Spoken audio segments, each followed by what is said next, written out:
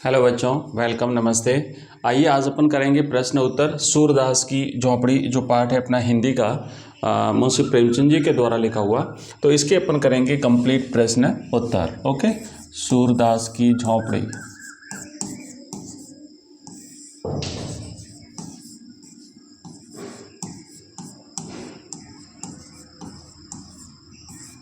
पहला प्रश्न है कि चूल्हा ठंडा किया होता तो दुश्मनों का कलेजा कैसे ठंडा होता के आधार पर सूरदास की मन स्थिति का वर्णन कीजिए।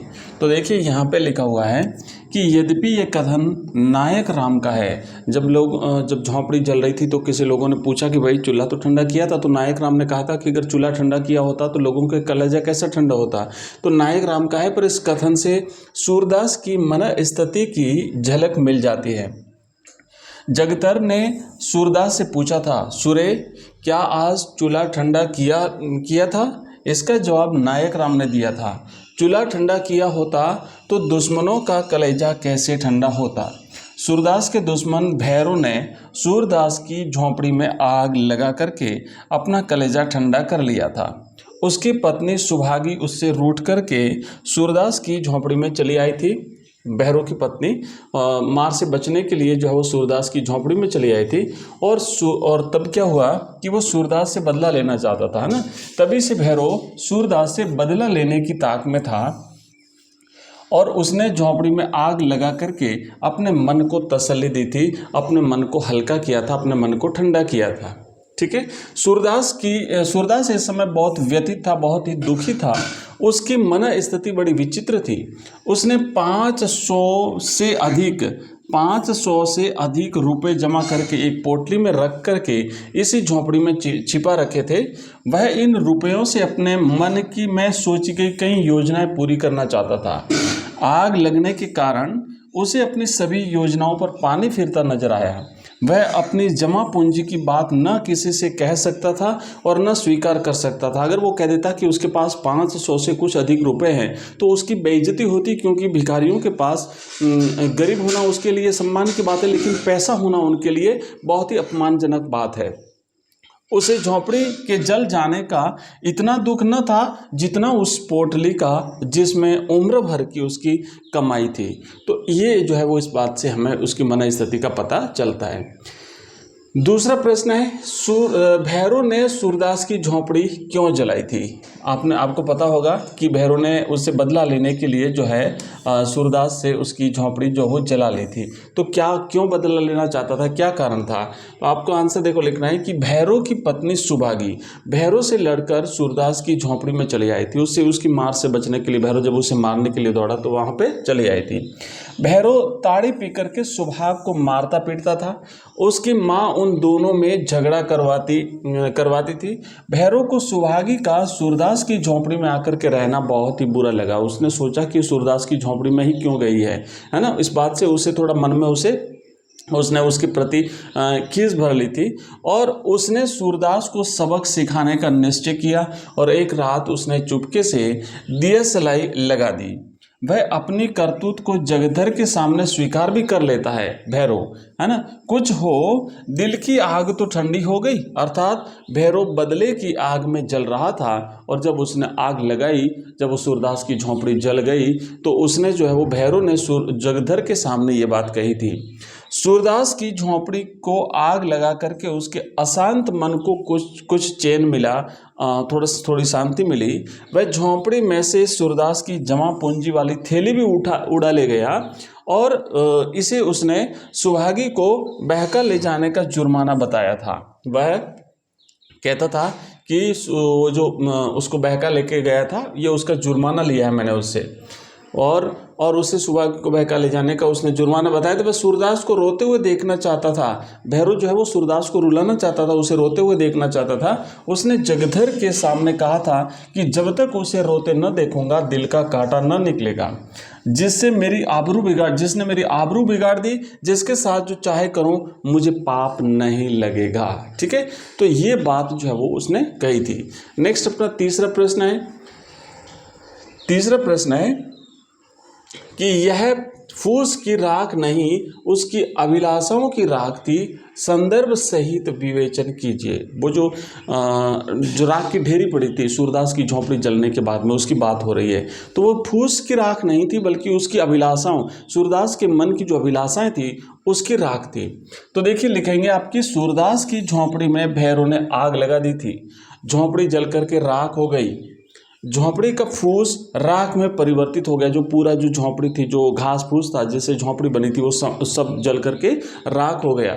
सूरदास को झोंपड़ी के जल जाने का उतना दुख न था जितना अपनी सारी जमा पूंजी के नष्ट हो जाने का था। उसने बड़ी मुश्किल से जो है वो पैसे इकट्ठे किए थे और कई सारी अपनी इच्छाएं पूरी करना चाहता था, और वो जब उसे पोटली नहीं मिली तो ये बहुत बड़ा दुख था उसके लिए। और आगे क्या है कि सूरदास फूस की राख में से अपनी उस पोटली को ढूंढ रहा था जिसमें उसके जीवन भर की जमा पूंजी लगभग 500 रुपये से कुछ अधिक जो है उसने एकत्र कर रखी थी। उसने सारी राख को खंगाल डाला, वह पोटली हाथ में नहीं आई, है ना। पूरी राख इकट्ठी कर दी, थोड़ा थोड़ा ढूंढता रहा लेकिन पोटली नहीं मिली। इसी प्रयास में उसका पैर सीढ़ी से फिसल गया और वह अथाह गहराई में जा पड़ा। वह राख पर बैठकर रोने लगा। सूरदास की बात हो रही है। और उसके बाद यहाँ पे आप देखेंगे कि वह राख मानो उसकी अभिलाषाओं की राख थी, उसकी इच्छाओं की राख थी, अर्थात उसके मन की सारी इच्छाएं नष्ट होकर के रह गई। सूरदास ने इस संचित पूंजी से कई अभिलाषाओं की पूर्ति करने की बात मन में सोच रखी थी कि मैं ऐसे करूंगा, मैं वही करूंगा। उसने सारे काम करने थे। उसने इन रुपयों से पितरों को पिंडा देने का इरादा था उसका। उसकी यह भी अभिलाषा थी कि वह उसके पालित मिठुआ की कहीं सगाई ठहर जाए तो वह उसका ब्याह करके घर में बहू ले आए ताकि उसे बनी बनाई रोटी खाने को मिल जाए। साथ ही वह एक कुआं भी बनवाना चाहता था। वह ये सारे काम चुपचाप इस ढंग से करना चाहता था कि लोगों को आश्चर्य हो कि उसके पास इतने पैसे कहाँ से आए। वो किसी को दिखाना नहीं चाहता था पैसे। राख में थैली के न मिलने पर उसकी अभिलाषाओं का अंत होता नजर आया। उसे लगा कि वह अपनी अभिलाषाओं की राख पर बैठा हुआ है। तो इस तरीके से उसकी सारी अभिलाषाएं, सारी इच्छाएं उसकी नष्ट हो गई थी। नेक्स्ट है चौथा प्रश्न। अगला है चौथा प्रश्न कि जगधर के मन में किस तरह का ईर्ष्या भाव जगा और क्यों जगा था। जगधर आपको पता होगा भैरव और जगधर दो साथी हैं। तो अब जगधर के मन में ईर्ष्या भाव कैसे जगा, उसका क्या कारण था।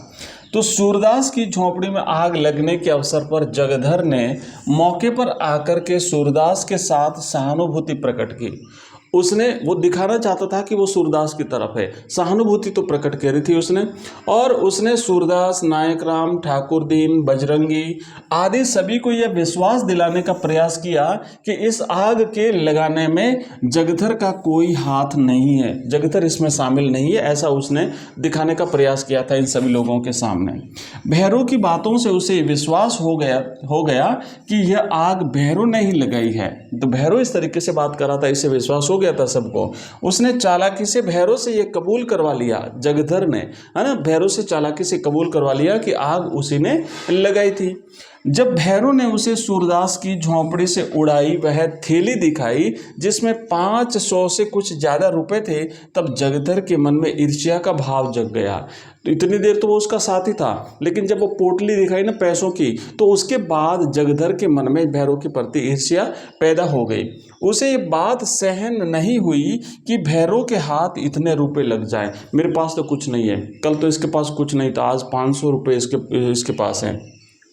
यदि भैरव इसके आधे रुपए दे देता तो उसे तसल्ली हो जाती। जगधर का मन आज खींचा लगा करके गलियों में चक्कर लगाने लगा। तो इस तरीके से वो पैसों की पोटली, रुपयों की पोटली देखने से उसके मन में जो है वो ये भाव जागृत हो गए।